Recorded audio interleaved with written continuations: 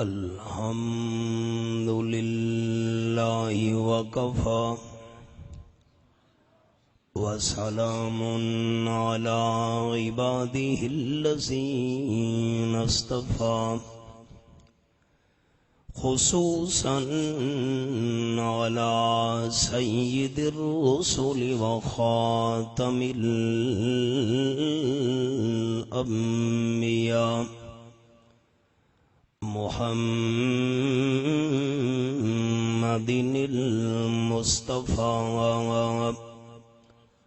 وعلى آله وأصحابه الأتقياء أما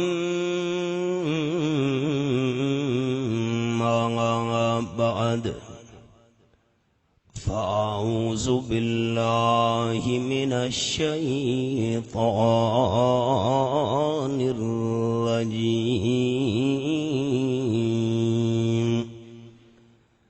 بسم الله الرحمن الرحيم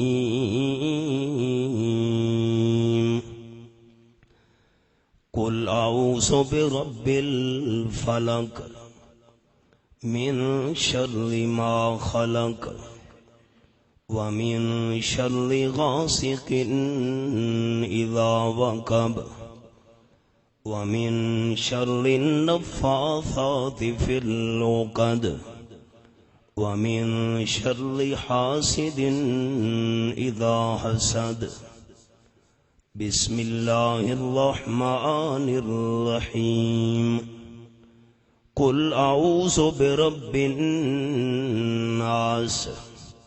مالك الناس إله الناس من شر الوسواس الخناس الذي يوسوس في صدور الناس من الجنة والناس سبحان ربك رب العزة عما يصفون وسلام على المرسلين والحمد لله رب العالمين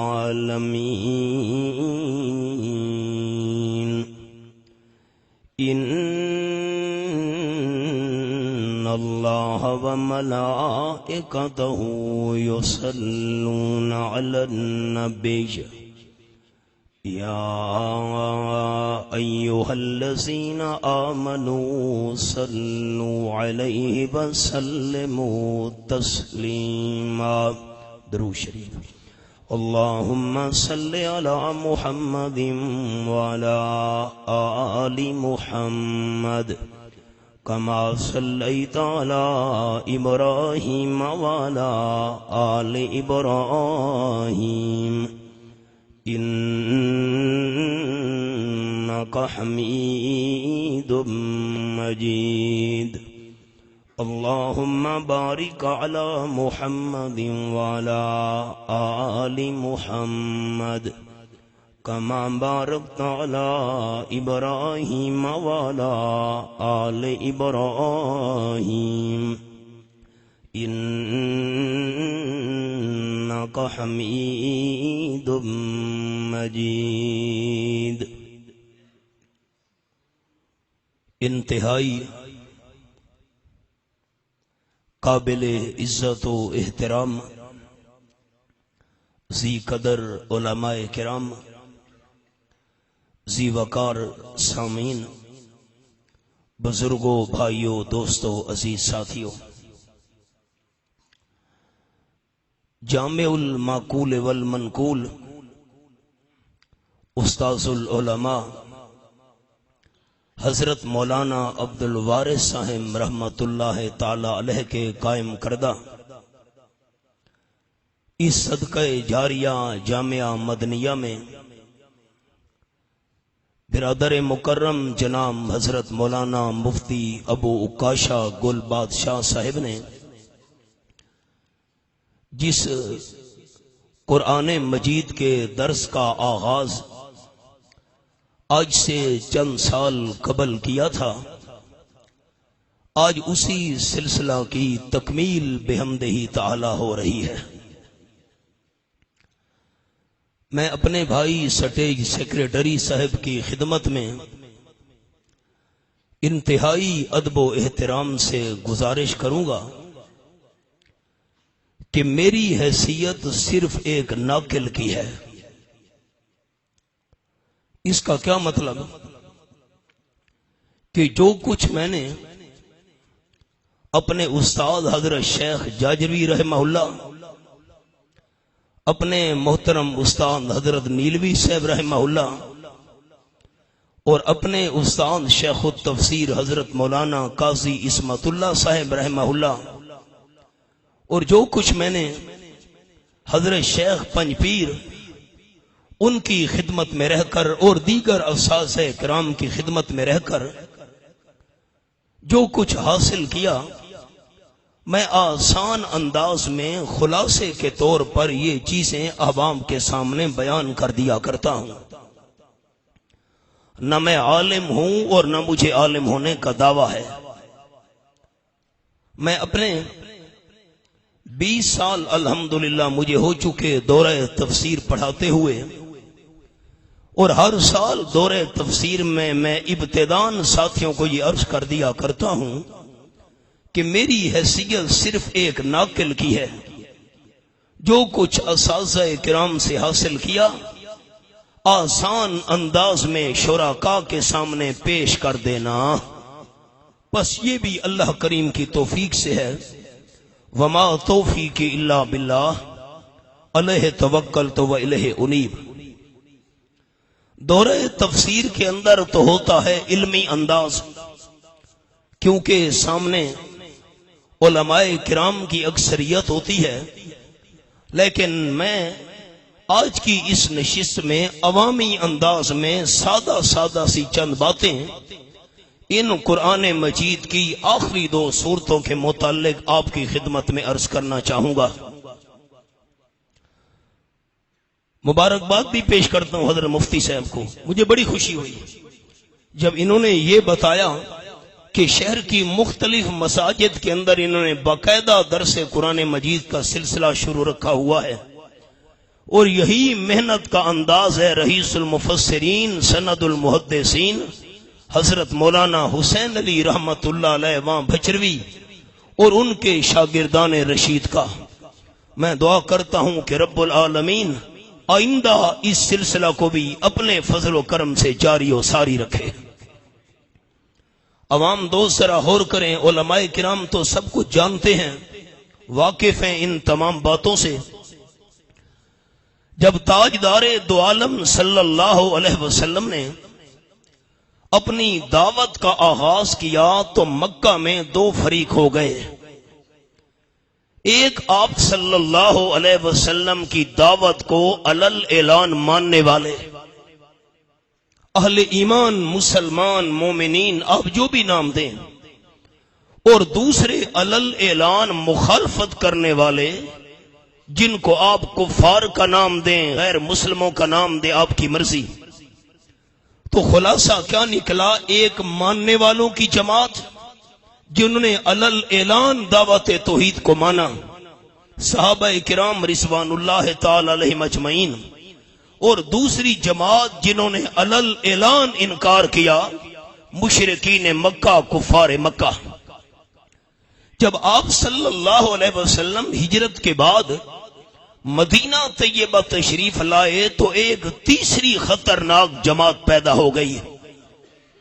اس تیسری جماعت کو قرآن مجید نے منافقین کے نام سے یاد کیا ہے۔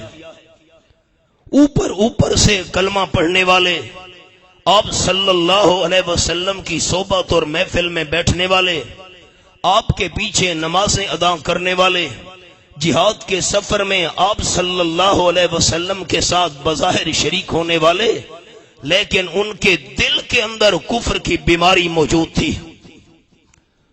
جن دوستوں نے اس ترجمہ قرآن میں شرکت کی ان کو یہ بات بخوبی یاد ہوگی کہ جب سورۃ البقرہ کی ابتدا میں اللہ نے ان 3 جماعتوں کی تفصیل بیان کی، اہل ایمان کی تفصیل جن پر انعام ہوا، پھر جن پر غضب ہوا کفار ان کی تفصیل، اور تیسری جماعت والظالین گمراہ لوگوں کی منافقین کی تفصیل، تو اللہ نے سورۃ البقرہ کے شروع میں مومنین کی اتنی زیادہ تفصیل بیان نہیں کی، کفار کی اتنی زیادہ تفصیل بیان نہیں کی، لیکن وَمِنَ النَّاسِ مَن يَقُولُ آمَنَّا بِاللَّهِ اللہ نے بڑی تفصیل سے منافقین کا ذکر کیا، کیونکہ جو علل اعلان مخالف ہو اس سے اتنا زیادہ خطرہ نہیں ہوتا، خطرہ اس سے زیادہ ہوتا ہے بظاہر اپنا بنا ہوا ہو اور اندرون خانہ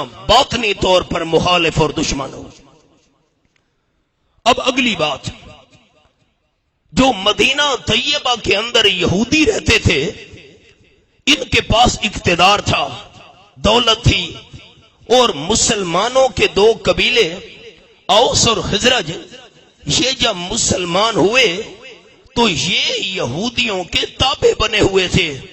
یہودی ان کو سود پر مال دیا کرتے تھے، یہودیوں کے بڑے مدرسے تھے، بڑے بڑے علماء تھے، بڑے بڑے راہب اور صوفی اور پیر تھے۔ ان کے اندر جو مسلمان قبیلے بنے تو اسلام قبول کرنے سے پہلے ان پر یہودیوں کا بڑا علمی رعب بھی تھا، دینی رعب بھی تھا، اور دنیاوی رعب بھی تھا۔ اب ذرا خیال، آپ صلی اللہ علیہ وسلم جب مدینہ طیبہ تشریف لے گئے تو آپ کے سامنے کس کا چراغ جل سکتا تھا؟ نتیجہ یہ نکلا کہ ان منافقین میں سے اکثریت یہود کے ساتھ تعلق رکھنے والی تھی۔ انہوں نے آپ صلی اللہ علیہ وسلم کے خلاف منصوبے شروع کر دیے، غزوہ احد میں کفار مکہ کا تعاون کیا، پھر جب غزوہ احزاب ہوا پھر ان منافقین، یہ جو یہود تھے، انہوں نے کفار مکہ کا تعاون کیا۔ ہر موقع پر انہوں نے کوشش کی کہ مسلمانوں کو کسی نہ کسی طریقہ سے، آپ صلی اللہ علیہ وسلم کو کسی نہ کسی طریقہ سے شکست دی جا سکے، لیکن نور خدا ہے کفر کی حرکت پہ خندہ زن، پھونکوں سے یہ چراغ بجھایا نہ جائے گا۔ اب ذرا خیال، یہ تمہیدی باتیں ہیں، میں ان 2 صورتوں کا شان نزول عرض کرنے کی طرف بڑھ رہا ہوں۔ جب یہودیوں کو مار پڑی، خیبر سے ذلیل کر کے نکالا گیا، کچھ قتل ہوئے، کچھ جلا وطن ہوئے، اور کچھ نے ذلیل ہو کر خراج دینا پسند کیا۔ بہرحال ان منافقین یہود کے اقتدار کا خاتمہ ہو گیا، ان کا جو تسلط تھا مدینہ طیبہ کے لوگوں پر وہ تسلط ٹوٹ گیا۔ منصوبے بڑے بنائے انہوں نے، کوئی منصوبہ ان کا اللہ نے کامیاب نہ ہونے دیا۔ اب ذرا خیال، میں صورتوں کے شان نزول کے قریب پہنچ چکا ہوں۔ یہودیوں نے آپ صلی اللہ علیہ وسلم پر کئی مرتبہ جادو کرنے کی کوشش کی، لیکن ہر مرتبہ ان کا وار ناکام ہوا۔ جب خیبر میں ان منافقین یہودیوں کو مار پڑی تو مدینہ طیبہ کے اندر ایک بہت ماہر جادوگر یہودی رہتا تھا، لبید ابن عاصم یا لبید ابن عاصم، عاصم بھی پڑھا گیا، عاصم بھی پڑھا گیا۔ یہ بہت بڑا ماہر جادوگر تھا، اور اس کی جو بیٹیاں تھیں وہ بھی جادو کے اندر بہت ماہر تھیں۔ خیبر کے یہودیوں نے لبید ابن عاصم کے ساتھ رابطہ کیا کہ ہم سارے یہودی چندہ جمع کرتے ہیں اور تیرے حوالے کرتے ہیں، ہم تو تھک گئے، ہمارا کوئی حربہ آپ صلی اللہ علیہ وسلم پر کامیاب نہیں ہو سکا، تو امام الانبیاء صلی اللہ علیہ وسلم پر جادو کر تاکہ ہماری جان چھوٹ جائے۔ اس نے دینار طے کیے۔ یہ باتیں میں آپ دوستوں کو وہ سنا رہا ہوں جو ہم نے دورہ تفاسیر میں اپنے اساتذہ کرام سے سیکھی ہیں، میری حیثیت صرف ایک ناقل کی ہے، میں بات نقل کر رہا ہوں خلاصے کے طور پر۔ لبید نے دینار طے کیے، آپ صلی اللہ علیہ وسلم کی خدمت کرنے کے لیے ایک چھوٹا یہودی لڑکا آیا کرتا تھا۔ یہودیوں نے اس کو بھی لالچ دیا اور لبید نے آپ صلی اللہ علیہ وسلم کے چند بال مبارک اس سے منگوائے. جس کنگھی کے ساتھ آپ صلی اللہ علیہ وسلم بال سنوارا کرتے تھے اس کنگھی کے چند دندان بھی منگوائے. پھر ایک چمڑے کا لمبا سا دھاگا لے کر اس میں اس لبید نے اور اس کی بیٹیوں نے 11 گرہیں دیں. ایک آپ صلی اللہ علیہ وسلم کا بت تیار کیا، موم کا پتلا، اس کے اندر یہ جو سلائی والی سوئیاں ہوتی ہیں 11 سوئی اس کے اندر چبھو دیں. اور ہمارے علاقے میں تو کھجور زیادہ ہے، یہاں پر اتنا رواج نہیں، تو کھجور کا خوشہ نکلنے سے پہلے جو اس کا گابھا ہوتا ہے وہ منگوا کر یہ سارا جادو والا سامان اس کے اندر رکھا. اور مدینہ طیبہ کے اندر ایک کنواں تھا جس کو بیر زروان بھی کہتے ہیں اور بیر زی اروان بھی کہتے ہیں. اور عجیب بات یہ ہے کہ مدینہ طیبہ کے دوست مجھے اس کنویں پر لے گئے، میں نے وہ الحمدللہ جگہ دیکھی ہے. مسجد نبی سے اتنا فاصلہ ہوگا جتنا یہاں سے آپ کی بڑی سڑک ہے. ہم وہاں پہنچے اس کنویں والی جگہ پر، یہاں پر وہ کنواں تھا. تو اس کنویں کے نیچے وہ کنواں ویران تھا، غیر آباد تھا. تو اس کنویں کے نیچے ایک پتھر تھا، پتھر کے نیچے یہ سارا جادو والا مواد رکھ دیا. اب خیال، اس کا نتیجہ یہ نکلا کہ امام الانبیاء صلی اللہ علیہ وسلم بیمار ہو گئے. کم و بیش 6 ماہ تک آپ صلی اللہ علیہ وسلم کو جسمانی تکلیف رہی. اور یہ بات میری دوستوں نے دل کی تختیوں پہ لکھنی ہے کہ پیغمبر کا جسمانی طور پر بیمار ہونا یہ نبوت کے خلاف نہیں ہے. حضرت ایوب علیہ السلام 18 سال تک جسمانی طور پر بیمار رہے، یہ نبوت کے خلاف نہیں ہے. حضرت یعقوب علیہ السلام کی آنکھوں کی بینائی چلی گئی، یہ نبوت کے خلاف نہیں ہے. آپ صلی اللہ علیہ وسلم کا جسمانی طور پر بیمار ہو جانا یہ قطعاً نبوت کے خلاف نہیں تھا. اب صلی اللہ علیہ وسلم پریشان تکلیف کی وجہ سے، رحمت کائنات صلی اللہ علیہ وسلم کے بارے میں حدیث پاک میں آیا، آپ بار بار دعا کرتے تھے اللہ سے، اللہ مجھے شفا عطا فرما، اللہ مجھے صحت عطا فرما، اللہ مجھے شفا عطا کر. بار بار آپ صلی اللہ علیہ وسلم دعا کرتے تھے. اللہ کریم کی شان، رحمت عالم صلی اللہ علیہ وسلم سوئے، نیند کی حالت میں 2 بندے آئے. ایک بندہ آپ کے سر والی جانب بیٹھ گیا، دوسرا بندہ پاؤں والی جانب بیٹھ گیا. جو پاؤں کی جانب بیٹھا تھا اس نے پوچھا سر کی جانب والے بندے سے کہ ان کو کیا ہوا ہے. جو سرہانے بیٹھا تھا اس نے جواب دیا کہ آپ صلی اللہ علیہ وسلم پر جادو ہوا ہے. پاؤں کی جانب والے نے دوسرا سوال کیا، کس نے کیا ہے؟ سرانے کی سائیڈ والے نے جواب دیا کہ لبید ابن عاصم اور اس کی بیٹیوں نے جادو کیا ہے. تیسرا سوال پاؤں کی جانب والے بندے نے کیا کہ وہ جادو کس چیز میں ہے؟ تو سرہانے کی طرف والے بندے نے جواب دیا کہ وہ ایسے چمڑے کا دھاگا ہے، اس میں گرے ہیں آپ صلی اللہ علیہ وسلم کے بال مبارک، موم کا پتلا، اس میں سوئیاں اور کھجور کے خوشے کے اندر ہے. چوتھا سوال پاؤں کی جانب والے نے کیا کہ وہ جادو کہاں ہے؟ تو سرہانے کی جانب والے نے جواب دیا کہ وہ جو کنواں ہے بیر زی اروان یا بیر زروان، اس کے اندر پتھر کے نیچے موجود ہے. آپ صلی اللہ علیہ وسلم کو جاگ آ گئی. اور یہ بات دوستوں نے ذہن میں رکھنی ہے کہ جو سر کی جانب بیٹھا تھا وہ جبرائیل علیہ السلام تھا، اور جو پاؤں کی جانب سے بیٹھا تھا وہ حضرت میکائیل علیہ السلام تھا. حدیث پاک میں آیا، آپ نے حضرت علی رضی اللہ تعالیٰ عنہ، حضرت زبیر رضی اللہ تعالیٰ عنہ اور 2 اور صحابہ کو ساتھ لیا اور اس کنویں پر آپ صلی اللہ علیہ وسلم تشریف لے گئے. اب کنواں چونکہ وہ ویران تھا تو اس میں درختوں کے پتے گرا کرتے تھے، تو اس کا پانی ایسے آلود ہو چکا تھا رنگ کی وجہ سے جیسے مہندی پانی میں ڈالی جائے. جیسے اللہ آپ کو صحت کاملہ عطا فرمائے. جیسے مہندی پانی میں ڈالی جائے اور مہندی کا رنگ پانی کے اندر آ جاتا ہے، اس کنویں کا پانی کا رنگ بھی ایسے ہو چکا تھا پتے گرنے کی وجہ سے۔ پانی نکالا گیا، پانی نکالنے کے بعد جو پتھر تھا اس کو اٹھایا گیا تو اس پتھر کے نیچے وہ سارا جادو والا سامان پڑا ہوا تھا۔ اب خیال، میں سبق کے قریب آ گیا ہوں۔ جبریل امین یہ دو صورتیں لے کر نازل ہوئے، اور امام رازی رحمت اللہ علیہ نے لکھا تفسیر کبیر کے اندر، ان صورتوں کا نزول 2 دفعہ ہوا ہے۔ ایک دفعہ مکہ مکرمہ میں ہوا اور دوسری مرتبہ اس واقعے کے موقع پر مدینہ طیبہ میں ہوا۔ اس لیے آپ کے ذہن میں یہ سوال نہیں آنا چاہیے کہ یہ سورۃ الفلق اور سورۃ الناس کے نیچے لکھا ہوا ہے مکیاتن، ان صورتوں کا نزول 2 دفعہ ہوا۔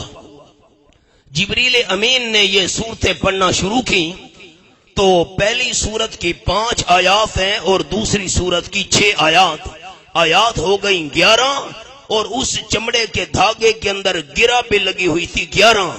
جبریل امین ایک ایک آیت پڑھتے گئے، اللہ کی قدرت سے ایک ایک گرہ کھلتی گئی۔ جب 11 آیات پوری ہوئیں، 11 گرہیں کھل گئیں، اس جادو کے سامان کو ضائع کیا گیا۔ حضور انور صلی اللہ علیہ وسلم فرماتے ہیں کہ میرا جسم ایسے جکڑا ہوا تھا جیسے اونٹ کو جکڑ دیا جاتا ہے۔ ان 2 صورتوں کے نزول کے بعد، 11 آیات کی تلاوت کے بعد، آپ صلی اللہ علیہ وسلم کا جسم مبارک بالکل ہلکا پھلکا ہو گیا۔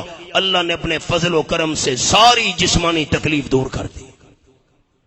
اب خیال، یہ تو میں نے شان نزول عرض کیا۔ اب ذرا دیکھیے، میں سورۃ الاخلاص سے بات شروع کر رہا ہوں۔ دیکھیے، فرمایا بسم اللہ الرحمن الرحیم، قل هو اللہ احد اللہ الصمد لم یلد ولم یولد ولم یکن له کفوا احد۔ اب ذرا آپ سارے دوست جن کے سامنے قرآن پاک ہے، سورۃ الفاتحہ نکالیں جی۔ پہلی سورت، سورۃ الفاتحہ۔ میں آپ دوستوں کو ذرا نمونہ دکھاتا ہوں ربط کا، کہ سورت کے مضامین کا بھی آپس میں ربط ہوتا ہے اور سورت کے ناموں کا بھی آپس میں جوڑ ہوتا ہے۔ آسان الفاظ۔ سورۃ الفاتحہ دیکھیے، ہم نے سورۃ الفاتحہ میں وعدہ کیا، ایاک نعبد و ایاک نستعین، اے اللہ ہم تیری ہی عبادت کرتے ہیں اور تیری ہی عبادت کرتے رہیں گے، یہ وعدہ ہو گیا۔ اگلی سورت کا نام سورۃ البقرہ، بقرہ کا معنی گائے، لا نعبد البقرۃ کما عبدت الیہود، اللہ جیسے یہودیوں نے گائے کی عبادت کی، بقرہ کی، ہم گائے کی عبادت نہیں کریں گے۔ ایاک نعبد، صرف تیری ہی عبادت کریں گے۔ اگلی سورت نکالیں، سورت آل عمران، کوئی صفحہ آپ کھول لیں، کوئی صفحہ، سورت کا نام آل عمران۔ اب سورتوں کے ناموں کا آپس میں تعلق آپ کو سنا رہا ہوں۔ لا نعبد آل عمران کما عبدت النصارى، اے اللہ جس طرح عیسائیوں نے آل عمران کی عبادت کی، ہم آل عمران کی عبادت نہیں کریں گے، بلکہ ایاک نعبد، صرف تیری ہی عبادت کریں گے۔ اگلی سورت کوئی صفحہ کھول لیں، سورۃ النساء۔ نساء کا معنی عورتیں، دیکھیے سورت کے ناموں کا بھی آپس میں تعلق ہے۔ نساء کا معنی عورتیں ہیں، ہم نے وعدہ کی اللہ سمن ودی بعد ذالک حقوق النساء، ہم تیری ہی عبادت کریں گے، یہودیوں کی طرح بکرا گائے کی عبادت نہیں کریں گے، عیسائیوں کی طرح آل عمران کی عبادت نہیں کریں گے۔ اس کے بعد النساء، تمام عورتوں کے حقوق بھی ادا کریں گے، ماں ہے، بہن ہے، بیوی ہے، بیٹی ہے وغیرہ۔ اگلی سورت سورت کا نام سورت المائدہ، مائدہ کا معنی دسترخوان۔ اے اللہ ہم تیری ہی عبادت کریں گے، گائے کی آل عمران کی عبادت نہیں کریں گے، النساء تمام عورتوں کے حقوق بھی ادا کریں گے۔ اب اللہم ربنا انزل علینا مائدۃ من السماء، اے اللہ اب ہمارے اوپر آسمان سے رحمت کا مائدہ اور دسترخوان نازل کر۔ اللہ نے فرمایا مائدہ مانگ رہے ہو، رحمت کا دسترخوان۔ اگلی سورت، سورت کا نام سورت الانعام، انی منزلها بشرط اللہ تجعلوا لغیر اللہ من الحرث والانعام نصیبا۔ انعام کا معنی جانور۔ میں اللہ رحمت کا مائدہ، رحمت کا دسترخوان ضرور نازل کروں گا، شرط یہ ہے تم انعام کھیتی میں سے اور انعام جانوروں میں سے غیروں کے حصے نہ نکالنا، حصے نکالنے ہیں تو صرف اللہ کے نام کے۔ اگلی سورت، سورت کا نام سورت الاعراف۔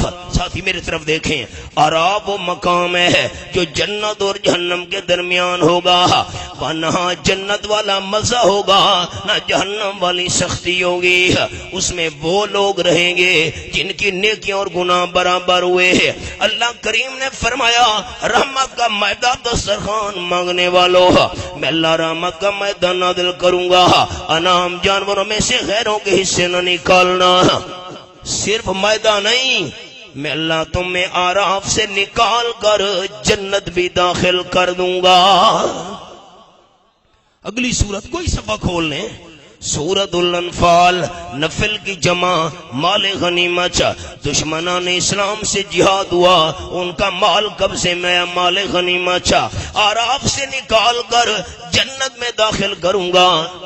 یہ تو قیامت کے بعد کا معاملہ ہے، میں لاتوں میں دنیا میں بھی انفال دوں گا، مال غنیمت۔ اگلی سورت، سورت کا نام سورت التوبہ، اعراف سے نکال کر جنت میں داخل کروں گا، دنیا میں بھی انفال دوں گا، شرط یہ ہے شرک سے توبہ کر لو۔ سورت کا نام سورت التوبہ، شرط یہ ہے شرک سے توبہ کر لو۔ اگلی سورت کا نام سورت یونس، کوئی صفحہ آپ کھول لیں، سورت یونس، شرک سے توبہ کر لو، اور توبہ ویسے سچی توبہ کرنا جیسے حضرت یونس علیہ السلام کی قوم نے سچی توبہ کی تھی۔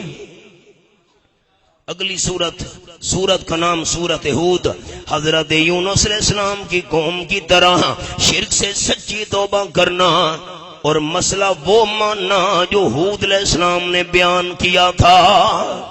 سورت کا نام سورت ہود۔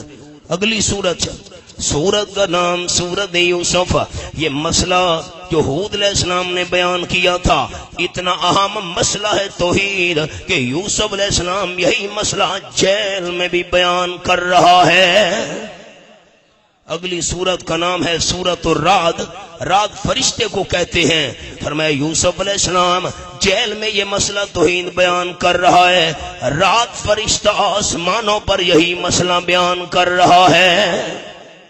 یہ میں نے آپ کو ایک نمونہ سنایا ہے، اب ذرا آخری پارے پر آ جائیں اپنے سبق پر۔ یہاں میں آپ کو چھوٹا سا نمونہ عرض کرتا ہوں۔ دوستوں نے سورت کھولنی ہے سورت القاریہ، سورت القاریہ، یہ آخری 8-10 صورتیں سورت القاریہ۔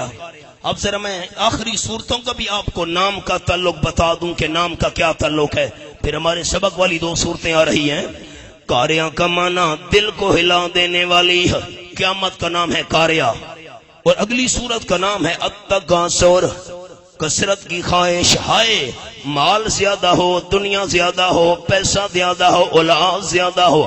فرمایا عجیب بات ہے، قاریہ دلوں کو ہلا دینے والی ہے، قیامت سے ڈرنے کے بجائے تکاثر کے خیال میں ہیں۔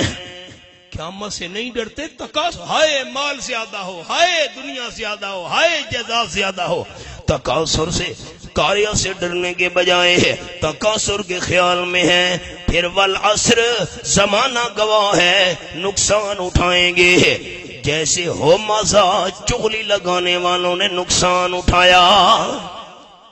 اگلی صورت کا نام فیل، فیل کا معنی ہاتھی، نقصان کا نمونہ دیکھنا ہو تو فیل ہاتھی والوں کا انجام دیکھ لو۔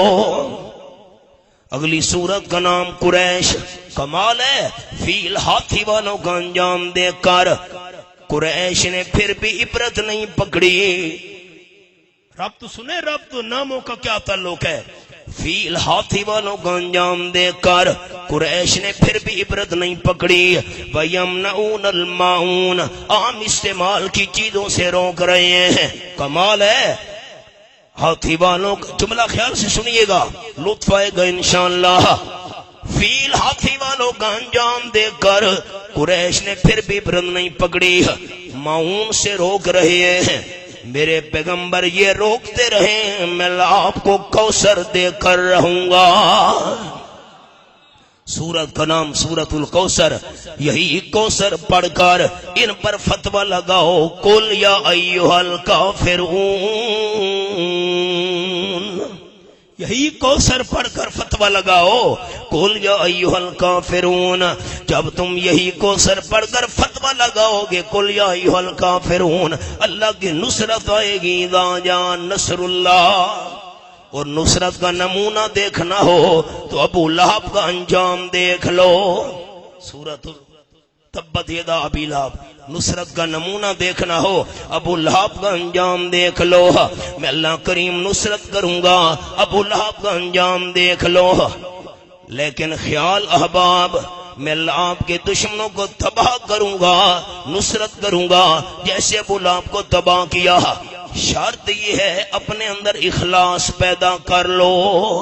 سورت کا نام سورت الاخلاص، قل هو اللہ۔ اور اخلاص کیسے پیدا ہوگا؟ جب فلک اور الناس کے رب کی پناہ میں آؤ گے۔ یہ میں نے عوامی انداز میں سادہ سادہ سا آپ کو صورتوں کا نام کا تعلق سنا، یہ پھر لطف آتا ہے نا جب بندہ 114 صورتوں کے ناموں کا تعلق بیان کرے۔ اچھا اب خیال، اب میں ذرا مضامین کا ربط آپ کو سناتا ہوں، سورۃ الاخلاص اور سورۃ الفلق اور سورۃ الناس کا۔ بسم اللہ الرحمن الرحیم، قل هو اللہ احد اللہ الصمد لم یلد ولم یولد ولم یکن لہ کفوا احد۔ اعلان فرما دیجئے میرے حبیب صلی اللہ علیہ وسلم، شان یہ ہے اللہ کریم یکتا ہے۔ مانے پر غور کریں عوام ساتھی، عوام یکتا۔ یہاں دیکھیں نا ساتھی، قرآن جن کے سامنے ہے یوں انداز نہیں ہے، قل هو اللہ الواحد، واحد نہیں کہا، واحد کا معنی ہے ایک۔ دیکھیں میں ایک ہوں، یہ میرا جسم دیکھیں سارے عوام دوست، یہ میں ایک ہوں۔ واحد جو ہوتا ہے اس کی جزیں ہوتی ہیں، ہاتھ ایک جز ہے، ٹانگ دوسری جز ہے، سر تیسرا جز ہے، پیٹ چوتھی، یہ بہت سارے حصے اکٹھے ہوتے ہیں۔ اگر جز سمجھ نہیں آ رہی عوام دوست کو تو میں آسان لفظ بولتا ہوں، واحد اس کو کہتے ہیں جس کے بہت سارے حصے ہوں، بہت سارے حصے ملتے ہیں تو واحد ایک بنتا ہے۔ اور احد یکتا کو کہتے ہیں جس کی جزیں نہ ہوں، جس کے حصے کوئی نہ ہو۔ مفتی صاحب میں نے سادہ سے الفاظ میں بات کی ہے، حصے جزیں۔ اچھا آگے خیال، اللہ کریم یکتا ہے جس کی جزیں نہیں ہیں، اللہ الصمد، اللہ نرادھار ہے۔ عوام دوست میری طرف دیکھیں، علماء تو جانتے ہیں سب کچھ، ملتان کوئی ہم سے دور نہیں ہے، چنیوڑ سے، میاں والی سے۔ امیر شریعت سید عطا اللہ شاہ سے بخاری رحمت اللہ علیہ ملتان جیل میں قید تھے، فرماتے ہیں میں قرآن پاک کی تلاوت کر رہا تھا، بسم اللہ الرحمن الرحیم، قل هو اللہ احد اللہ الصمد۔ شاہ جی رحمت اللہ علیہ فرماتے تھے میں نے ترجمہ پڑھا، اللہ الصمد، اللہ نرادھار ہے۔ میں تو حیران ہو گیا۔ حضرت شاہ عبد القادر محدث دہلوی رحمت اللہ علیہ نے مانا کیا، اللہ الصمد، اللہ نرادھار ہے۔ فرماتے مجھے تو لفظ ہی سمجھ نہیں آیا۔ میں نے قرآن پاک کا نسخہ اٹھایا جیل میں، اور ہندوؤں کا ایک بہت بڑا پنڈت पंडित नेकी राम शर्मा, वो भी जेल में मेरे साथ कैद था। शाह जी भी अंग्रेजों के बागी थे, वो भी अंग्रेजों का बागी था। पंडित नेकी राम शर्मा के पास मैं कुरान पाक ले गया। पंडित जी जरा ये लफ्ज देखो ना, ये शायद आपकी जबान का लफ्ज हो, हिंदी का, मुझे तो लफ्ज जब समझ नहीं आया माना कैसे समझ आएगा। फरमाते थे पंडित ने माना पड़ा, अल्लाह समद, अल्लाह निराधार है। पंडित झूमने लग गया। वाह भाई वाह, माना करने वाले ने कमाल कर दिया। वाह जी वाह, किसने तर्जुमा किया? पंडित जी मुझे भी वाह भाई वाह, भाई मुझे तो बताओ, मुझे तो लफ्ज ही समझ नहीं आया। पंडित ने कि राम शर्मा कहने लगा, शाह जी ये हमारी संस्कृत जबान का लफ्ज है, अल्लाह समद, अल्लाह निराधार है। हम अपनी हिंदी बोली के अंदर, संस्कृत के अंदर निराधार उसको कहते हैं कि सारे उसके मोहताज हों, वो किसी का मोहताज न हो। वो कौन है? अल्लाह का नाम ऊंचा ले ले, वो कौन है? मुफ्ती साहब, पंजाबी का जुमला माजरत के साथ, मैं भी पठान हूं, मेरा ख्याल है मुफ्ती साहब की जबान भी शायद असल तो पश्तो हो, तो मैं सरेकी के 2 शेर आपको सुनाता हूं। मियां मोहम्मद साहब फरमा गए खड़ी वाले, फरमाने मंगते को लूं मंगता मंगे, ते रहे मुरादों खाली। एक आदमी बाजार में मांग रहा हो, मैं उससे मांगना शुरू कर दूं, मौलवी साहब दिमाग खराब है, मैं हो रहा तो मंगना, तुसा मेरे को मंगदे हो। मंगते को लूं मंगता मंगे, ते रहे मुरादों खाली। उसकी देना तान मुहम्मद, जड़ा आपू खुद सवाली। हमारे मियाँ वाली के एक शायर ने कहा, तौहीदी शायर था हमारा, अब तो फोत हो गई, अल्लाह मगफिरत फरमाए, उसका मियाँ वाली की जबान में शेर सुने। हमारे शायर ने कहा, कादर यार साहब, हजरत शेखुल हदीस साहब, हजरत मौलाना सनाउल्लाह साहब सीधा मजदहू, तो उस तौहीदी शायर का जरा शेर मियाँ वाली की जबान में सुने। फरमाने ने पिरने कोलूं जे कोई पिन्ने, ए कोई अकल दी गल, पत्नी चिनियोड़ दे साथी पिनना ही समझ दे हो कि नहीं, फकीर मंगण ला। पिनने कोलूं जे कोई पिन्ने, हुण जरा जाग के बवे, बड़ा खूबसूरत मिसरा अगला। पिनने कोलूं जे कोई पिन्ने, ए कोई अकल दी गल, मंगया कर उस दाता तू जैनू देवन दागू वाले। सारे अल्लाह के मोहताज हैं, अल्लाह किसी का मोहताज नहीं है। रईसुल मुफस्सिरीन सनदुल मुहद्दिसीन हजरत मौलाना हुसैन अली रहमतुल्लाह अलैह, हमारे बड़े शेखुल मशाइख ने माना किया, अल्लाह समद, हर कोई हर वक्त हर काम में जिसका मोहताज हो, हर कोई हर वक्त हर काम में जिसका मोहताज हो, और वो किसी का किसी वक्त किसी काम में मोहताज न हो, उसको समद कहते हैं। आगे चलिए। लम यलिद वलम यूलद, अल्लाह करीम ने किसी को जन्म भी नहीं दिया, खुद भी अल्लाह करीम जन्म नहीं दिया गया। अल्लाह करीम औलाद से भी पाक है, वालिदैन से भी पाक है। मैंने सबक रोक दिया, अवाम साथियों के लिए ये मेरी बातें हैं, उलमा तो अहले इल्म है, हमारे सर का ताज है। मैं अब जरा एक जुमला अर्ज करने लगा अवाम दोस्तों के लिए। लम यलिद, अल्लाह में से कोई भी नहीं निकला, कोई बेटा ना कोई बेटी ना, अल्लाह में से कोई भी नहीं निकला, बेटी से भी पाक बेटे से भी पाक। लम यलिदा, अब कुरान पाक की सूरतुल इखलास पुकार पुकार के कह रही है, लम यलिद, अल्लाह में से कोई भी नहीं निकला। चिनियोट में आवाज आ रही है, हमारा प्यारा पैगंबर नूरुम मिन नूरिल्लाह, अल्लाह में से निकला हुआ है। चिनियोट वालों इंसाफ आपने करना है, قرآن کہتا ہے لم یلد، اللہ میں سے کوئی بھی نہیں نکلا. آواز آ رہی ہے نور من نور اللہ. اونچا جواب سننا چاہتا ہوں، آپ کے لیے دعا کروں گا. یہ آواز سچی ہے یا اللہ کا قرآن سچا ہے؟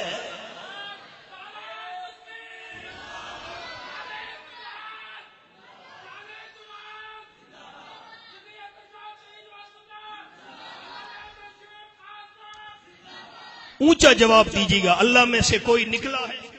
نہیں محبت سے اونچا اونچا. اللہ میں سے کوئی نکلا ہے؟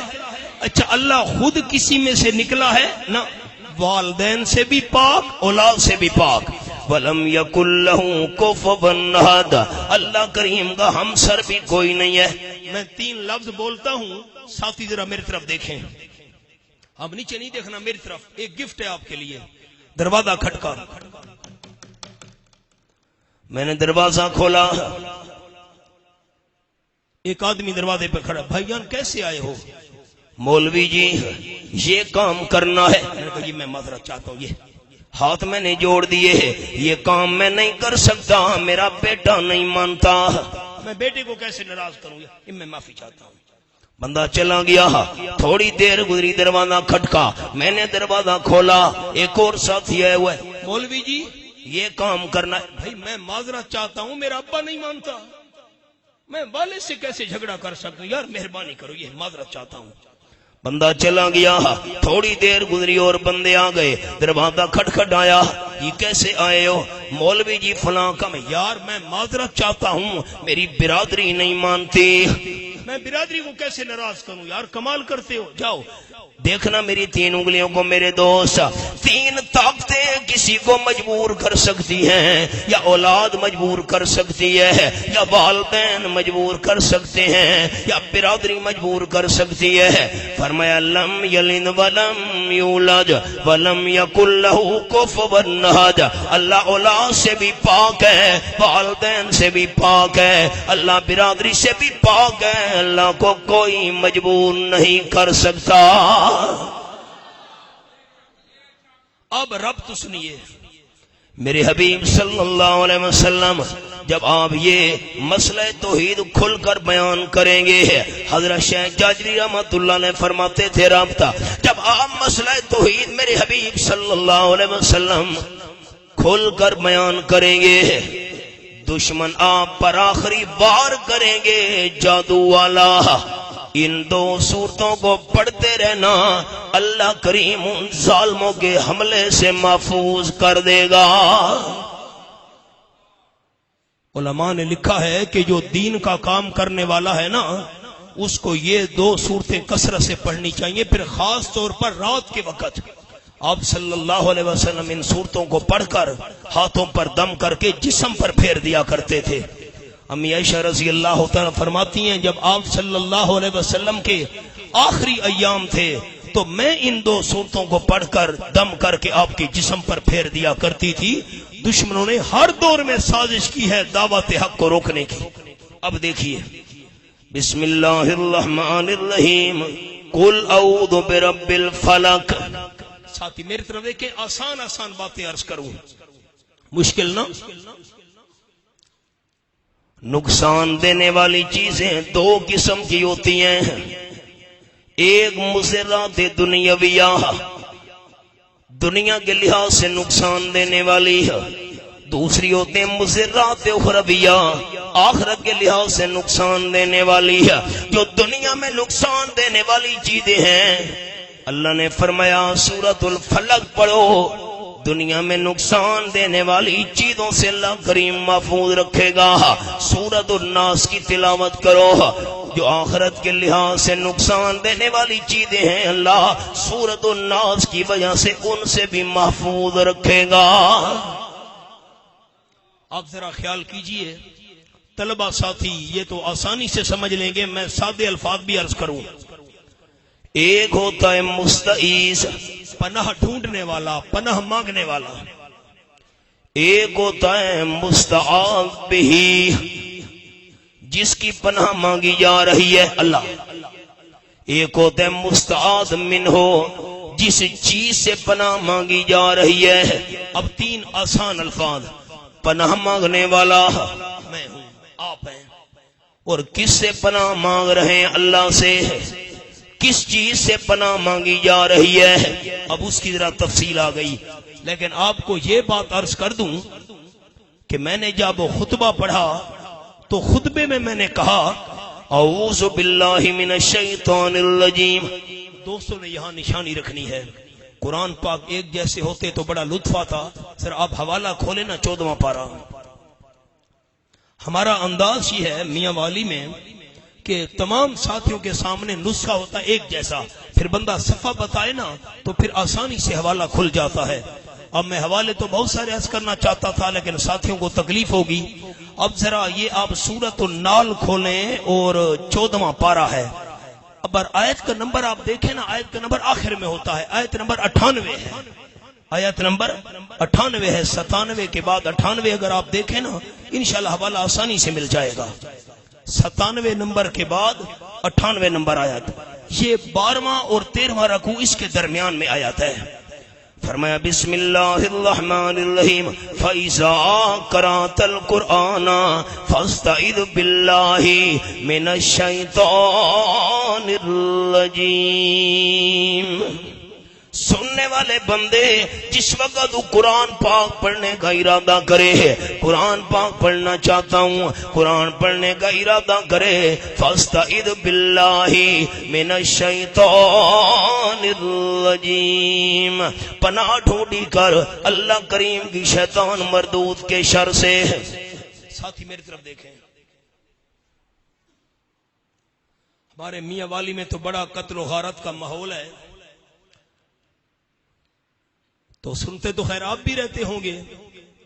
بندہ اس دنیا میں بستا جو ہے معاشرے میں، دشمن کا مقابلہ ہتھیار سے کیا جاتا ہے۔ آپ چپ کر گئے ساتھی، میرے خیال ہے آپ تھک گئے، صورتیں تو میں نے ابھی بیان کرنی ہے۔ دشمن کا مقابلہ ہوتا ہے، اچھا شیطان وہ دشمن ہے جو نظر بھی نہیں آتا۔ اب میں حوالہ آپ کو سنا دیتا ہوں، کھولنے میں آپ کو تکلیف ہوگی، نسخے ایک جیسے نہیں۔ انہو یراکم ہوا وقبیلہ من حیث لا ترونہم، سورت کا نام سورۃ الاعراف، 8واں پارہ، قرآن پاک کا انداز۔ یہ میرے سامنے آیت نمبر 27 کھلی ہوئی ہے۔ شیطان تمہیں دیکھتا ہے، اس کا قبیلہ بھی تمہیں دیکھتا ہے، تم شیطانوں کو نہیں دیکھ سکتے۔ ساتھی میری طرف دیکھیے گا، شیطان ہمارا دوست ہے کہ دشمن؟ جو شیطان کو دشمن مانتے ہیں وہ اونچا جواب دیں دوست، شیطان ہمارا دوست ہے یا دشمن؟ ہمیں نظر آتا ہے جی، ہم اس کو نظر آتے ہیں، ہم نظر آتے ہیں لیکن وہ ہمیں نظر۔ اچھا عجیب بات، جان کا دشمن نہیں شیطان، ہمارے مال کا دشمن نہیں، ہماری جائیداد کا دشمن نہیں، عزت اولاد کا دشمن نہیں، شیطان سب سے قیمتی چیز ایمان کا دشمن ہے۔ نظر بھی نہیں آتا، مقابلہ کیسے ہوگا؟ لفظ میرے دوستوں نے یاد کرنا ہے، شیطان دشمن سے مقابلہ کرنے کے لیے اعوذ باللہ ہتھیار ہے۔ مجھے سنائیں گے، مجھے خوشی ہوگی، جو اونچا سنائے گا اللہ اسے دنیا آخرت کی بھلائیاں عطا کر دے۔ شیطان دشمن سے مقابلہ کرنے کے لیے اعوذ باللہ کیا ہے؟ ہتھیار ہے۔ اعوذ باللہ کیا ہے؟ اب خیال میری طرف دیکھیے گا، ہتھیار دکھایا، اعوذ باللہ ہم نے پڑھی، شیطان بھاگ گیا، ہو سکتے حملہ کرنے کے لیے دوبارہ قریب آ جائے۔ فرمایا بندہ پڑھ بسم اللہ الرحمن الرحیم، اعوذ باللہ ہتھیار ہے، اور بسم اللہ اللہ کی رحمت کی دیوار ہے۔ رحمت کی دیوار میں آ گئے ہو، اب قرآن کی تلاوت کرتے جاؤ اور نیکیوں سے اپنے دامن کو بھرتے جاؤ۔ اچھا اللہ کا نام کون ساتھی اونچا لے گا؟ اللہ اسے رحمت اور برکت سے مالا مار کر دے۔ پناہ دینے والا صرف کون ہے جی؟ مجھے لطف نہیں آیا دوستوں کے جواب پر، پناہ دینے والا صرف کون ہے؟ نہیں، باہر روڈ پر چلیے، 30 لاکھ روپے کی گاڑی جا رہی ہے، کروڑ روپے کی گاڑی جا رہی ہے، ساتھ پرانی جوتی بندھی ہوئی ہے، پرانی جوتی یہ کیوں ملک صاحب چودھری صاحب مولوی جی تانوں کی پتا اس نظر بد تے ایکسیڈنٹ تو بچایا ہویا ہے. اب خیال 5 کروڑ روپے کی کوٹھی بنائی ہے, سالن پکانے والی ہانڈی الٹی کر کے کوٹھی کی چھت پہ لٹکائی ہوئی ہے. چودھری صاحب یہ کیوں بادشاہ اس نے نظر بد سے بچایا ہوا ہے. اچھا تو کالا باغ آپ نے نام تو سنا ہے, ڈیم کے حوالے سے بڑا مشہور ہے, یہ ہمارے میاں والی میں ہے. تو میں وہاں جاتا ہوں درس قرآن دینے کے لیے ہر مہینے. تو ہم حیران ہو گئے کہ کالا باغ کی جو لوگوں کے گھر ہیں نا, سب کے نہیں, موحدین بھی ہیں, تو لوگوں کے گھر کے دروازے کے باہر جو گھوڑے کے پاؤں کے نیچے لوہے کا نال ہوتا ہے نا, کوئی اس کو تنال کہتا ہے, کوئی نال کے جو گھوڑے کے پاؤں کے نیچے لگتا ہے تاکہ پاؤں جو ہے نا اس کا گھسے نہیں. تو ہم حیران ہو گئے بے کالا باغ کے لوگوں کے گھروں کے دروازے کے باہر وہ میخوں کے ساتھ لوہے کے پاؤں والے نال لگے ہوئے تھے. یہ بھئی نال کیوں, یہ گھوڑے کے پاؤں والا لوہا پرانا. مولوی جی آپ کو کیا پتا یہ مصیبتیں اور بلائیں اندر نہیں آنے دیتا. یہ کیا چیز ہے چودھری صاحب, یہ بادشاہ امام ضامن ہے, گولی اثر نہیں کرے گی. اچھا اس نے گولی سے بچایا ہوا ہے. اور لیاقت باغ میں جس کو گولیاں لگی اس نے 2 امام ضامن باندھے ہوئے تھے. یہ بات آپ کو سمجھ نہیں آئی سیاسیوں, ایک گل سمجھ نہیں آئی, 2 امام ضامن باندھے ہوئے تھے. خیال بچہ پیدا ہوا ہمارے سرکی کے علاقے میں, تو والدہ نے بچے کے ساتھ چھری رکھی ہوئی ہے سرہانے پر. بی بی جی یہ چھری کیوں رکھی ہے؟ بادشاہ مولوی جی جنوں کا خطرہ ہے, یہ جنوں سے بچائے گی. واہ بھائی واہ. شادی ہونے لگی, دولہا کے ہاتھ میں کلہاڑی دے دی, دولہا کے ہاتھ میں تلوار پکڑا دی. ملک صاحب یہ کیوں؟ حضرت آپ کو کیا پتا, شادی کا وقت ہے, دولہا کے ہاتھ میں ہم نے کلہاڑی دے دی, تلوار دے دی, یہ جنوں سے بچائے گی. واہ بھائی واہ. خیال کرنا کوئی بھی بچانے والا نہیں, کوئی بھی پناہ دینے والا نہیں, اونچا اللہ کا نام لینا. اعوذ باللہ, پناہ دینے والا صرف کون ہے؟ سورت کا نام سورت الجن. آپ کو حوالہ کھولنے میں تکلیف ہوگی, میں سنا دیتا ہوں. سورت کا نام سورت الجن. یہ میرے سامنے آیت نمبر 22 کھلی ہوئی ہے, یہ میں نے حوالہ کھولا ہوا ہے, یہ حوالہ ہے آیت نمبر 22 29واں پارہ سورت الجن. قل انی لن یجیرنی من اللہ احد ولن اجد من دونہ ملتحدا. اعلان فرما دیجئے میرے حبیب صلی اللہ علیہ وسلم, کوئی بھی اللہ کے بغیر مجھے پناہ دینے والا نہیں ہے. اب آپ نے انصاف کرنا ہے. اللہ کے گھر میں بیٹھ کر یہ چھری, یہ کلہاڑی, یہ تلوار, یہ امام ضامن, گھوڑے کے پاؤں والے نال, سالن پکانے والی ہانڈی, یہ پرانی جوتی, اور کار کے ساتھ پیجاروں کے ساتھ کالا کپڑا باندھا ہوا ہے چھوٹا سا. چلو جوتی باندھتے شرم آتی ہے ملک صاحب کو, کالا کپڑا چھوٹا سا باندھ دیا, وہ پیچھے سے گھسٹ رہا ہے. بھئی یہ گاڑی کے پیچھے کر. مولوی جی اس نے نظر بد سے بچایا ہوا ہے, یہ ساری چیزیں نہیں بچا سکتی. اللہ کا نام اونچا لینا ہے. پناہ دینے والا بچانے والا صرف کون ہے؟ آئیے سبق پر آخری 2 صورتیں. فرمایا بسم اللہ الرحمن الرحیم.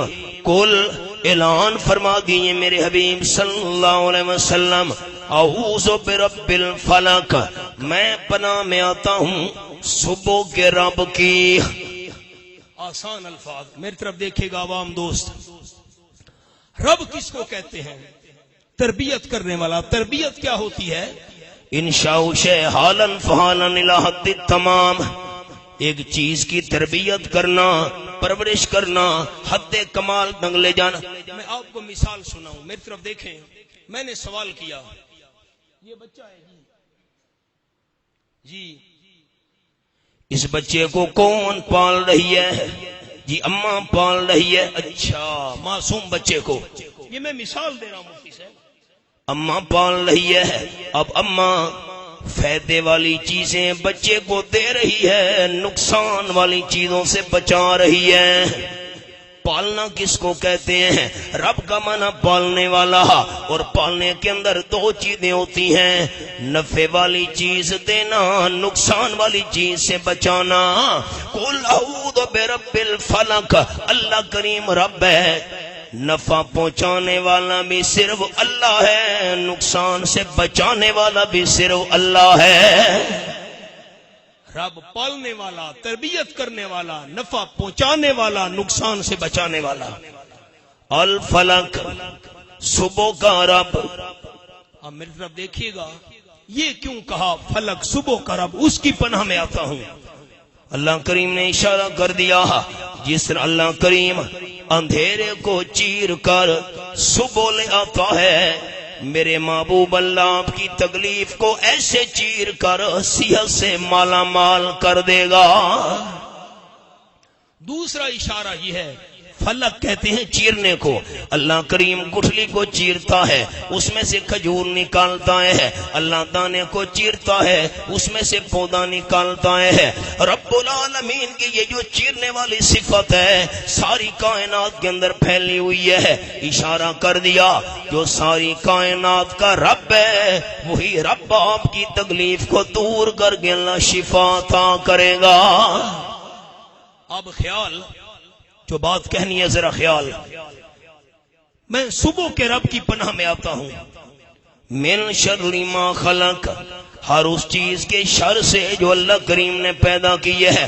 جتنے بھی اللہ نے مخلوق پیدا کی ہے ساری مخلوق کے شر سے میں صبح کے رب کی پناہ میں آتا ہوں۔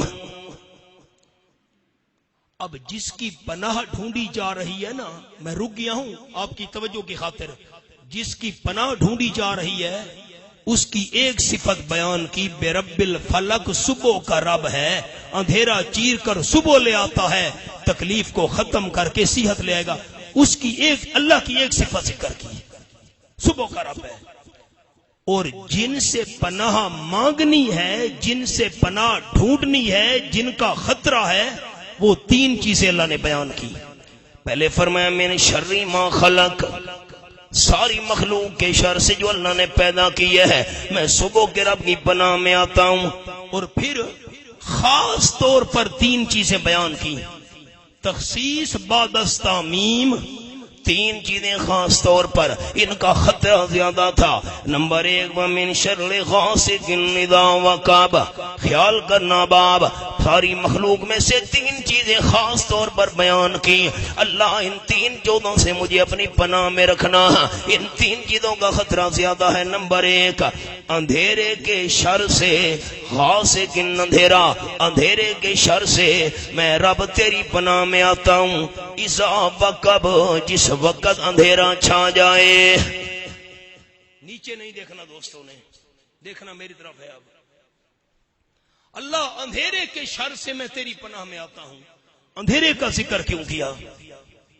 پہلی بات، اندھیرا کوئی کم خطرے والی چیز ہے؟ آپ صلی اللہ علیہ وسلم نے فرمایا اندھیرا چھانے لگے، غلے کو ابوابکم، دروازوں کو بند کر دیا کرو، بسم اللہ پڑھ کر دروازے بند کر دو۔ اندھیرا چھانے لگے، بچوں کو باہر نہ نکلنے دو۔ آپ صلی اللہ علیہ وسلم نے فرمایا کیوں؟ شیاطین اندھیرے میں پھیل جاتے ہیں نقصان دینے کے لیے۔ شیاطین کو اندھیرے سے بڑی مناسبت ہے، اندھیرے میں پھیلتے ہیں۔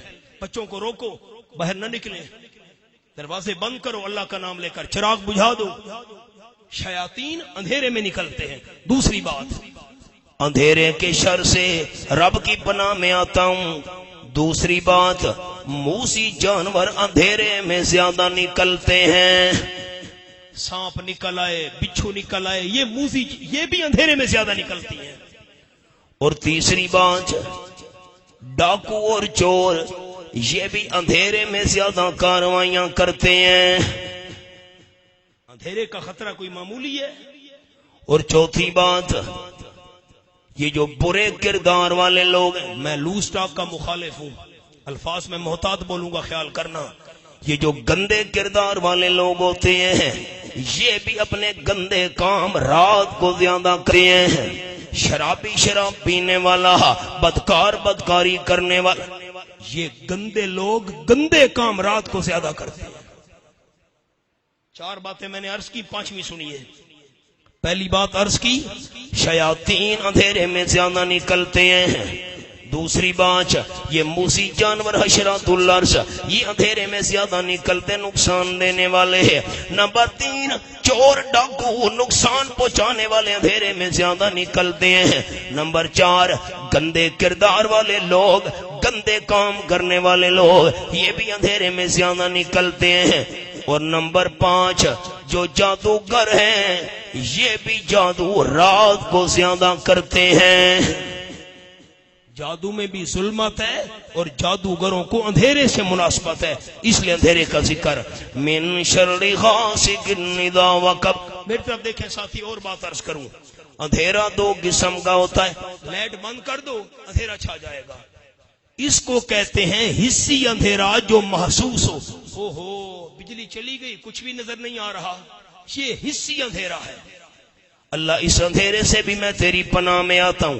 اور دوسرا مانوی اندھیرا ہے، باطنی اندھیرا، دل پہ چھا جانے والا اندھیرا. کفر کا اندھیرا دل پہ چھا جائے، شرک کا اندھیرا دل پہ چھا جائے، گناہوں والا اندھیرا دل پہ چھا جائے. اللہ میں تیری پناہ میں آتا ہوں، مجھے محسوس ہونے والے اندھیرے سے بھی بچا لے. اللہ کسی قسم کا نقصان نہ ہونے دے. اور جو اندھیرا میرے دل کو نقصان پہنچانے والا ہے، کفر شرک والا گناہوں والا، اس اندھیرے کے شر سے بھی میں تیری پناہ میں آتا ہوں. اندھیرا کم ہو تو اتنا نقصان کا خطرہ نہیں ہوتا، اندھیرا زیادہ ہو تو نقصان کا خطرہ زیادہ ہوتا ہے. اذا بکب زیادہ اندھیرے کا اشارہ، جس وقت اندھیرا چھا جائے، زیادہ اندھیرا ہو جائے، اس کے شر سے بھی میں اللہ تیری پناہ میں آتا ہوں. ایک نقصان دینے والی چیز اندھیرا. نمبر 2، ومن شر النفاثات فی العقد، اور پھونکے مارنے والی، پھونکے مارنے والی کس میں؟ فی العقد، گروہ کے اندر جو گرہ میں پھونکے مارنے والی ہیں ان کے شر سے بھی تیری پناہ میں آتا ہوں. اب یہ طلبہ ساتھیوں کے لیے بات ہے، عوام کے لیے نہیں. یا تو النفاثات النفوس کی صفت ہے، اور نفوس عام ہے، مذکر مؤنث دونوں کو شامل ہے. اور یا النفاثات دوسرا قول شان نزول کے اعتبار سے کہا گیا. لبید ابن عاصم اور اس کی جو بیٹیاں جادو کرنے والی تھی بہت ماہر، ان کا اشارہ ہو رہا ہے. جو جادو کرنے والی عورتیں ہیں، گروہ میں پھونکے مارنے والی، پڑھ پڑھ کر جادو کو، ان کے شر سے بھی میں اللہ تیری پناہ میں آتا ہوں. ومن شر حاسد اذا حسد، حسد کرنے والے کے شر سے جس وقت حسد کرنے لگے. میری طرف دیکھیں جملہ عرض کروں. ہائے اس کے پاس یہ کوٹھی کیوں ہے؟ ہائے اس کی کوٹھی چلی جائے، تباہ ہو جائے، اس کو کہتے ہیں حسد. جو دوسرے کے پاس نعمت ہے یہ ضائع ہو جائے، ختم ہو جائے، چلی جائے، اس کو کہتے ہیں حسد. یہ شریعت میں حرام ہے. اور ایک ہوتا ہے رشک، عربی میں اس کو کہتے ہیں غبطہ. رشک اردو والے ساتھوں کے لیے رشک کس کو کہتے ہیں؟ اللہ یہ نعمت اس کے پاس بھی رہے اور ساتھ ساتھ مجھے بھی عطا کر دے. یہ شریعت میں جائز ہے. اللہ اس کو تو نے مکان دیا ہے، اس کے پاس بھی رہے، مجھے بھی عطا کر دے. اس کی گاڑی ہے، اس کے پاس رہے، یہ نعمت مجھے بھی، یہ شریعت میں جائز ہے. اور پھر خاص طور پر آپ صلی اللہ علیہ وسلم نے فرمایا رشک کرنا ہے 2 آدمیوں پہ کرنا چاہیے. ایک آدمی کو اللہ نے قرآن کا علم عطا کیا، جگہ جگہ قرآن بیان کر رہا ہے، قرآن پڑھا رہا ہے، قرآن سنا رہا ہے، درس قرآن دے رہا ہے، اس پہ رشک کرو. اور نمبر 2، جس کو اللہ نے مال دیا، اللہ کے راستے میں مال لٹا رہا ہے، غریبوں پر، مسکینوں پر، یتیموں پر، مساجد پر مدد مدارس پر اس پر رشک کرنا چاہیے۔ اللہ جیسے یہ بندہ قرآن کی خدمت کر رہا ہے مجھے بھی خدمت کی توفیق عطا فرما۔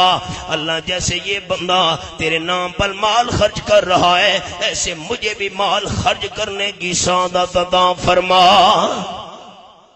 پھر حسد دو قسم ہوتا ہے، میری طرف دیکھنا۔ ایک ہوتا ہے حسد قلبی، دل میں، اگر دل کے اندر کوئی حسد رکھے نا اس کا نقصان نہیں ہوتا۔ دوسرا ہوتا ہے حسد عملی، پریکٹیکل، جب حسد کرنے والا پریکٹیکل حسد کرنا شروع کر دے پھر خطرہ ہوتا ہے۔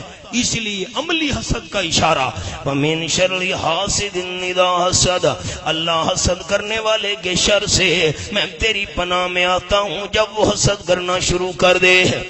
میری طرف دیکھیں، میں خلاصہ سناؤں اس سورت کا۔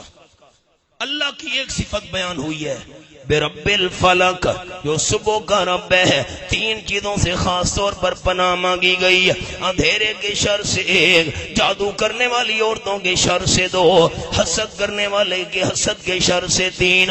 ان تین چیزوں کے شر سے اللہ میں تیری پناہ میں آتا ہوں، تو نے بچانا ہے۔ اگلی سورت آ گئی سورت الناس۔ بسم اللہ الرحمن الرحیم۔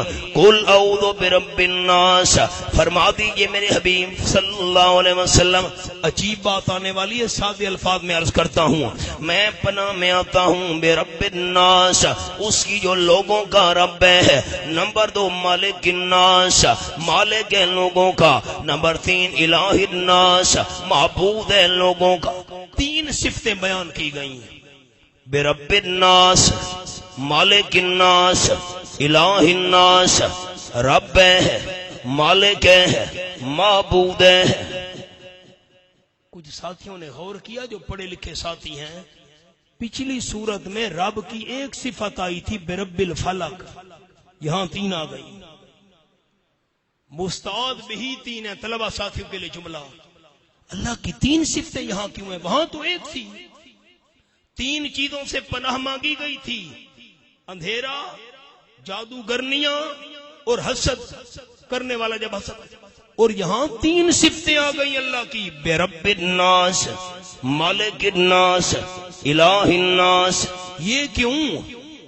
جس سے پناہ ڈھونڈی جا رہی ہے وہ ہے شیطان، اور شیطان ہمارا دشمن ہے، زہری دشمن نہیں، باطنی دشمن ہے۔ جملہ عرض کر چکا ہوں، ہے بھی ایمان کا دشمن۔ چونکہ مقابلہ بڑے دشمن سے تھا اس لیے رب کی تین صفتیں بیان کی گئی اللہ کی۔ اللہ تو رب ہے، اللہ تو مالک ہے، اللہ تو معبود ہے۔ مہربانی کر، جب رب بھی تو ہے، مالک بھی تو ہے، الہ بھی تو ہے، اس بڑے دشمن کے شر سے مجھے بچا کے رکھنا۔ میں کچھ نہیں ہوں۔ اب ایک چھوٹا سا جملہ عرض کرتا ہوں، اللہ تو ساری کائنات کا رب ہے، الناس کیوں فرمایا؟ ساری کائنات کا مالک ہے، مالک الناس کیوں فرمایا؟ وہ تو الہ العالمین ہے، الہ الناس کیوں فرمایا؟ خیال کیجئے گا، انسان جو ہے نا، یہ انسان، ایک تو یہ جہان ہے زمین و آسمان، انسان اپنے وجود کو دیکھے، انسان کے وجود میں بھی ایک جہان موجود ہے۔ یہ کھانا، یہ پینا، یہ ہاتھ، یہ پاؤں، یہ ناک، یہ آنکھ، یہ کان، اور پھر عقل، حواس خمسہ، سونگھنا ہے، چکھنا ہے، ٹٹولنا ہے، سونگھنا ہے، دیکھنا ہے۔ یہ گویا کہ ایک بہت بڑا نظام ہے، یہ ایک جہان ہے۔ انسان کا وجود ایک الگ جہان ہے۔ انسان چونکہ اشرف المخلوقات ہے، انبیاء بھی اللہ نے صرف انسانوں میں سے بھیجے، اس لیے ذکر الناس کا کیا گیا، ورنہ اللہ تو سب کا رب ہے، سب کا مالک ہے، سب کا معبود ہے۔ اور پھر مالک کس کو کہتے ہیں؟ جس نے اپنے اختیار کسی کے حوالے نہ کیے ہوں۔ اگر آپ حوالہ کھول سکیں تو مجھے خوشی ہوگی، میں حوالے سے نہیں کھول رہا کہ ساتھیوں کو تکلیف نہ ہو۔ یہ سورۃ القصص ہے میرے سامنے، 20واں پارہ، سورۃ القصص 20واں پارہ، آیت نمبر 68، 67 کے بعد 68۔ وَرَبُّكَ يَخْلُقُ مَا يَشَاءُ وَيَخْتَارُ مَا كَانَ لَهُمُ الْخِيَرَةُ سُبْحَانَ اللَّهِ وَتَعَالَى عَمَّا يُشْرِكُونَ۔ وَرَبُّكَ يَخْلُقُ مَا يَشَاءُ، تیرا پروردگار پیدا کرتا ہے جیسے اس کی اپنی مرضی آئے۔ آپ میری طرف دیکھیں تو آپ کو ایک بات سناؤں، نیچے نہیں دیکھنا. ہمارے میاں والی کے ضلع میں ایک جگہ ہے حافظ والا، وہاں پر ایک عورت کو اللہ نے 34 بچے عطا کیے. آپ چپ کر گئے ہیں. مفتی صاحب ایک عورت، چنیوٹیو سن دے بیٹھے ہو. مفتی صاحب 18 بچے پہلے خامد سے، پہلا خامد فوت ہو گیا، عورت نے دوسری شادی کی اور دوسری شادی سے 16 بچے اللہ نے دیے. ایک اور حیران ہو گئے ہو. ایک عورت کو نہ اللہ نہیں دے سکتا. ربوں کا یخلق کو پیدا کرتا ہے جیسے اپنی مرضی آئے. اب مفتی صاحب معذرت کے ساتھ سریکی میں جملہ، کتیاں نو بچے کون ہے دیندا جڑی ٹردی ہے لا کے قطاراں، مرغی نہ پیر دا ڈیوا بالے بچے مل گئے بے شماراں. عید کا تیسرا دن تھا، یہ جو قربانی والی عید گزری ہے. میں گیا گڑھ مہاراجے، بیان تھا ہمارا یہ ابھی جو قربانی والی عید گزری، تو حضرت سلطان باؤ رحمت اللہ علیہ کی قبر وہاں قریب ہے. دربار پر ہم نے دیکھا بیر کے درخت کے نیچے عورتیں دوپٹے بچھا کر بیٹھی ہوئی تھیں. مولوی جی یہ کیوں؟ بیر کا دانہ گرے گا بیٹا ملے گا، بیر کا پتا گرے گا حضرت سلطان باؤ سے بیٹی دے دے گا. میں حیران ہو گیا. بیر بڑی پرانی تھی، اس کو رسیوں کے ساتھ باندھا ہوا تھا، بندھی ہوئی تھی، بہت پرانی بیر ہے. اچھا وہ علاقہ بھی ہے ریتلا، وہاں پر آندھیاں بہت آتی ہیں. میں حیران ہو گیا. بیر کا دانہ دوپٹے پہ گرا بیٹا ملے گا، بیر کا پتا گرا بیٹی ملے گی، اور پوری بیر گر گئی. نہ پوری بیر نہیں گر سکتی، پوری بیر گر جاوے. ٹیماں دیا ٹیماں تیار. واہ بھائی واہ. مرغی نہ پی. اچھا آپ نے کبھی مرغی کو دیکھا ہے؟ مرغے کو کٹ کٹ کٹ کٹ دونوں قبر پہ جا رہے ہیں، ہمیں بچوں کی ضرورت ہے. کبھی دیکھا ہے مرغی مرغا جا رہے ہوں دربار پر کٹ کٹ؟ واہ انسان ہے در در کے دھکے کھا رہا ہے.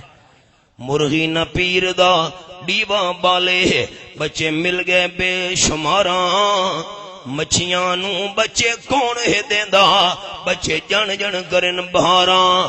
حیوان تا منگ دے رب تو خاکی، تو تا در در کرے میں پکاراں. بندے نے سوچا ہی نہیں. وَرَبُّكَ يَخْلُقُ مَا يَشَاءُ وَيَخْتَارُ، پیدا کرنے والا تیرا پروردگار ہے جیسے خود چاہے. تیرا پروردگار پیدا کرتا ہے جیسے اس کی اپنی مرضی آئے. وَيَخْتَارُ خود چن لیتا ہے، خود پسند کر لیتے ہیں، خود اختیارات کا مالک ہے. جن کے اختیار تم نے مانے ہوئے ہیں کھوٹی قسمت کو کھڑا کر دیتے ہیں، ڈوبتی ہوئی کشتیاں پار لگا دیتے ہیں. بادشاہ یہ بڑی کرنی والی سرکار ہے. فرمایا ما کان لہم الخیارہ، ما کان لہم الخیارہ، ما کان لہم الخیارہ. ان کا کوئی اختیار نہیں. میں حیدرآباد سندھ سے واپس آ رہا تھا بیانات کر کے، دادو والا راستہ بورڈ لگا ہوا تھا سہمن شریف. اچھا یہ ہے، روکو بھئی گاڑی روکو. ڈرائیور کو میں نے کہا گاڑی ادھر لے جاؤ. ہم اندر پہنچ گئے، گاڑی کھڑی کی. میں اللہ کے گھر میں بیٹھا ہوں، لا الہ الا اللہ محمد الرسول اللہ قرآن میرے ہاتھ میں ہے. میں غلط بیانی کروں کلمے پر میری موت نہ آئے، یہ قرآن میرے ہاتھ میں ہے. ہم نے دیکھا حضرت کلندر سیم کی قبر پر لوہے کی پیٹیاں پڑی ہوئی تھیں جن میں لوگ پیسے ڈالتے ہیں. اس پیٹی کو 2 تالے لگے ہوئے تھے. ہم حیران ہو گئے، 2 تالے کیوں لگے ہوئے پیٹی کو؟ کہ مولوی جی آپ کو کیا پتا پاؤڈر پینے والوں کا خطرہ ہے. یہ بات ہم نے نہیں سمجھی. پاؤڈر پینے والے جو پاؤڈر پیتے ہیں جہاز، یہ وہ پیسے نکال لیں گے. 2 تالے لگا دیے. مسئلہ سمجھ آ گیا. جو قبر والا بابا بیٹی کے پیسے نہیں بچا سکتا، ہماری مشکل کو حل کیسے کرے گا؟ ما کان لہم الخیر، سارے اختیارات کا مالک صرف کون ہے؟ الگ موضوع ہے، سبق پر آئیے۔ مالک الناس، مالک ہے لوگوں کا، الہ الناس، معبود ہے لوگوں کا، من شر الوسواس الخناس، وسوسے ڈالنے والے شیطان کے شر سے میں رب کی پناہ میں آتا ہوں۔ لوگوں کا رب بھی ہے، بادشاہ بھی ہے، الہ بھی ہے۔ الوسواس طلبہ، یہ اس میں مصدر ہے، بطور مبالغہ شیطان کو کہا گیا جو وسوسے ڈالتا ہے۔ الخناس، ذکر الہی کے وقت، یاد الہی کے وقت پیچھے ہٹ جانے والا۔ یہ جو اللہ کے ذکر کا حکم دیا گیا یہ ایسے نہیں ہے۔ آپ نے فرمایا جب کوئی بندہ کہتے ہیں سبحان اللہ، آدھے آسمان اور آدھے زمین کے حصے کو اللہ اجر و ثواب سے بھر دیتا ہے۔ جب بندہ کہتے الحمدللہ، سارا آسمان و زمین کا حصہ اجر و ثواب سے اللہ مالا مال کر دیتا ہے۔ جیسے کوئی گرز ہے نا، گرز لوہے کا، اور کسی کو مارو اور بھاگے، جب بندہ کہتا ہے نا اللہ، سبحان اللہ، اللہ اکبر، الحمدللہ، لا الہ الا اللہ، شیطان کو ایسے لوہے کے گرز کی طرح لگتا ہے یہ اللہ کا ذکر۔ شیطان اللہ کے ذکر سے بھاگتا ہے، اور انسان گناہوں پر آمادہ بھی تب ہوتا ہے جب اللہ کی یاد سے بندہ غافل ہوتا ہے، شیطان وسوسے ڈالنا شروع کر دیتا ہے۔ من الجنت والناس، وہ الذی یوسوس فی صدور الناس، وہ جو وسوسے ڈالتا ہے لوگوں کے سینوں میں۔ کن میں سے ہے؟ من الجنت والناس، جنوں میں سے بھی انسانوں میں سے بھی۔ آپ بیٹھے ہیں، میں بیٹھا ہوں، میں اپنی مثال دوں۔ ایک آدمی ہے، مولوی جی فلم تے نہ چلیے، فلم دیکھیے، بڑی بہترین فلم آئی ہوئی ہے سینما وچ۔ اگر میں نے اپنے آپ کو مضبوط کیا، نہیں بھائی میں اللہ کی نافرمانی نہیں کروں گا، اب یہ جو مجھے گناہ کی دعوت دے رہا ہے یہ وسوسہ ڈال رہا ہے، مولوی جی ٹائم اچھا پاس ہو جائے گا، پریشان بیٹھے ہو، فلم دیکھو گے پریشانی ختم ہو جائے گی، یہ وسوسہ ڈال رہا ہے، یہ بھی شیطان ہے۔ یہ انسانوں میں سے شیطان ہے، اور دوسرا جنوں میں سے ہے جو دل میں وسوسے ڈالتا ہے۔ آپ صلی اللہ علیہ وسلم نے فرمایا ان الشیطان یجری من الانسان مجری الدم۔ میں آپ کو پس منظر سناؤں۔ آپ صلی اللہ علیہ وسلم اپنی گھر والی حضرت صفیہ رضی اللہ تعالی عنہا کے ساتھ مسجد نبوی میں کھڑے تھے، رمضان شریف کا مہینہ تھا، اعتکاف کی حالت تھی۔ آپ صلی اللہ علیہ وسلم مسجد میں تشریف فرما تھے، آپ کی گھر والی کچھ ضروری بات کرنے کے لیے مسجد میں آ گئی۔ قریب حجرہ تھا، کوئی بات کرنی تھی، رات کا وقت ہے، رمضان کا مہینہ، آپ اعتکاف میں تھے۔ گھر والی سے بات چیت کرتے کرتے جب وہ جانے لگی، آپ صلی اللہ علیہ وسلم بھی ساتھ چل پڑے ہیں۔ مسجد کے صحن میں کھڑے ہو کر اپنی بیوی سے ضروری بات کر رہے ہیں، مسجد کے صحن میں کھڑے ہیں، رات کا وقت ہے۔ دو صحابی گزرے، ساتھ راستہ تھا، انہوں نے دیکھا اللہ، یہ تو آپ صلی اللہ علیہ وسلم کسی عورت کے ساتھ مسجد میں باتیں کر رہے ہیں، آدھی رات کے وقت، رمضان کا مہینہ۔ دونوں نے چہرہ پھیر لیا، تیز تیز قدموں سے جانے لگے۔ قال النبی صلی اللہ علیہ وسلم الا رسلکما، دونوں ٹھہر جاؤ، آگے نہیں جانا، یہاں ٹھہر جاؤ۔ دونوں ٹھہر گئے، کھڑے ہو گئے۔ آپ صلی اللہ علیہ وسلم نے فرمایا جس عورت سے میں باتیں کر رہا ہوں مسجد میں آدھی رات کو میری اپنی بیوی ہے۔ حضرت آپ نے یہ بات کیوں بتائی؟